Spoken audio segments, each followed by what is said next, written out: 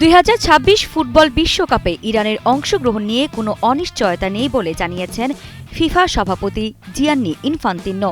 এক সংবাদ সম্মেলনে তিনি বলেন, ইরান অবশ্যই বিশ্বকাপে খেলবে। তারা ইতিমধ্যে যোগ্যতা অর্জন করেছে এবং দেশটির প্রতিনিধিত্ব করা খেলোয়াড়দের মাঠে নামার পূর্ণ অধিকার রয়েছে।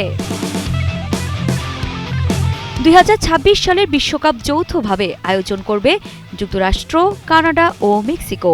আর সূচি অনুযায়ী ইরানের গ্রুপ পর্বের ম্যাচগুলো অনুষ্ঠিত হওয়ার কথা যুক্তরাষ্ট্রে।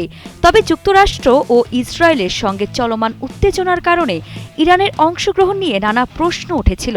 বিশেষ করে নিরাপত্তা পরিস্থিতি নিয়ে উদ্বেগ ছিল অনেকের মধ্যেই।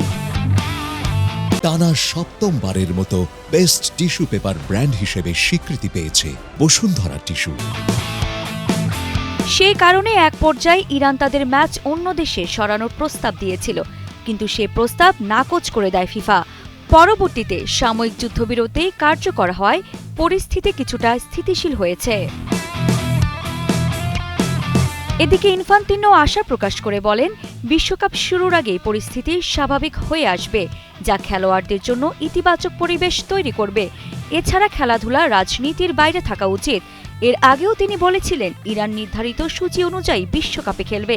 ইরানের জন্য শুধু প্ল্যান এ আছে, প্ল্যান বি নেই। অবশেষে ইনফান্তিনোর বার্তা স্পষ্ট, ইরান বিশ্বকাপে খেলবে এবং ফুটবলকে কেন্দ্র করে বিশ্বকে এক করার চেষ্টা অব্যাহত থাকবে। আরিফা জাহান পিনন, কালের কণ্ঠ স্পোর্টস।